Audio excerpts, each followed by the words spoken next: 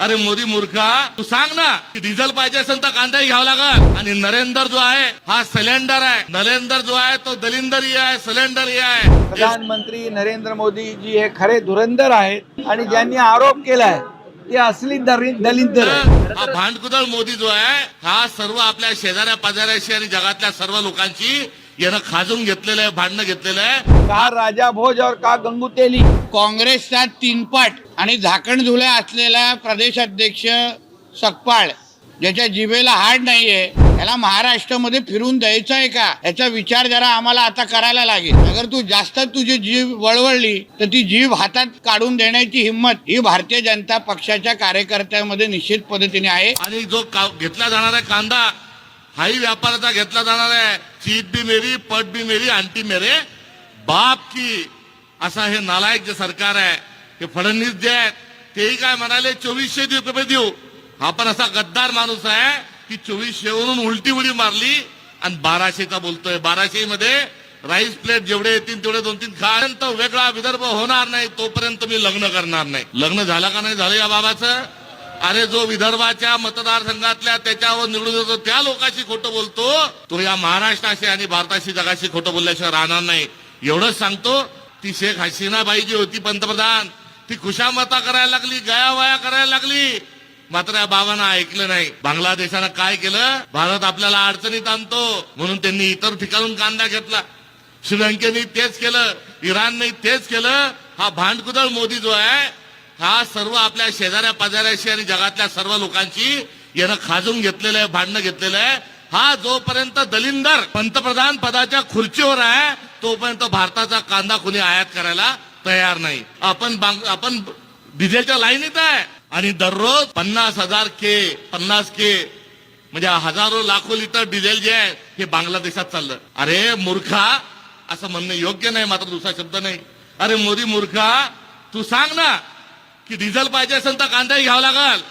एक के साथ एक. तर मोदी घरी गेल्याशिवाय चांगलं होणार नाही. आणि नरेंद्र जो आहे हा सिलेंडर आहे. नरेंद्र जो आहे तो दलिंदरी आहे, सिलेंडर आहे. एप्स्टीन फाईल नावाची एक फाईल आहे.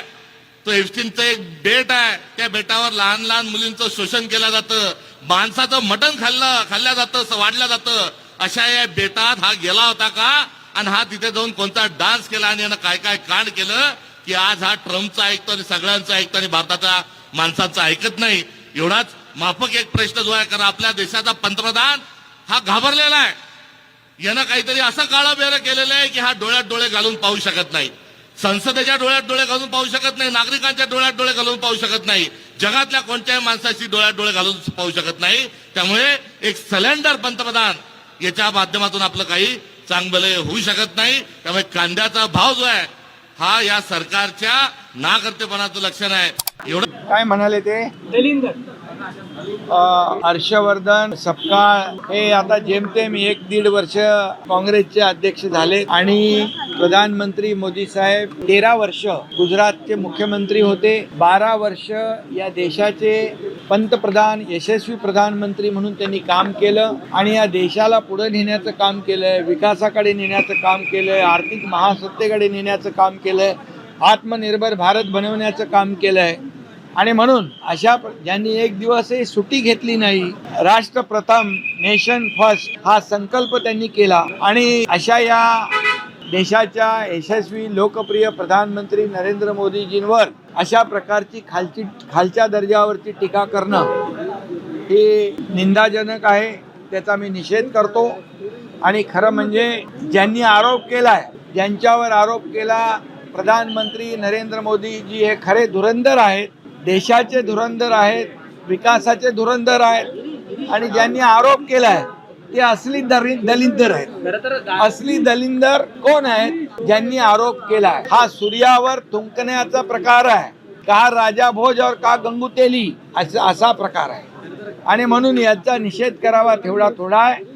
या देशातली 140 कोटी जनता या काँग्रेसला धडा शिकवल्याशिवाय राहणार नाही. आणि कांद्या संदर्भातल्या असलेल्या आंदोलनामध्ये बोलत असताना काँग्रेसचा तीनपाट आणि झाकण झुल्या असलेला प्रदेश अध्यक्ष सकपाळ ज्याच्या जिभेला हाड नाहीये देशाचे पंतप्रधान आणि राज्याचे मुख्यमंत्र्यांबद्दल बोलत असताना त्याची जीभ जास्तच वळवळली. मुद्दा होता कांद्याचा आणि मी काहीतरी करतोय असं दाखवण्यासाठी हा तीनपाट हर्षवर्धन सकपाळ, ज्याची निवडून येण्याची लायकी नाहीये, तो आमच्या देवेंद्र फडणवीस साहेबांबद्दल आणि मोदी साहेबांबद्दल अगर एकेरी बोलत असेल तर भारतीय जनता पक्ष म्हणून आणि देशावर प्रेम करणारा एक नागरिक म्हणून याला महाराष्ट्रामध्ये फिरून द्यायचं आहे का, याचा विचार जरा आम्हाला आता करायला लागेल. काँग्रेसची मोठी संस्कृती सांगितली जाते, मग हीच काय राहुल गांधींनी तुला शिकवलेली संस्कृती आहे का की देशाच्या पंतप्रधानांच्या एकेरी भाषा वापरतोस? स्वतःच्या जिल्ह्यामध्ये तुझी लायकी काय हे आम्हाला चांगलं माहिती आहे.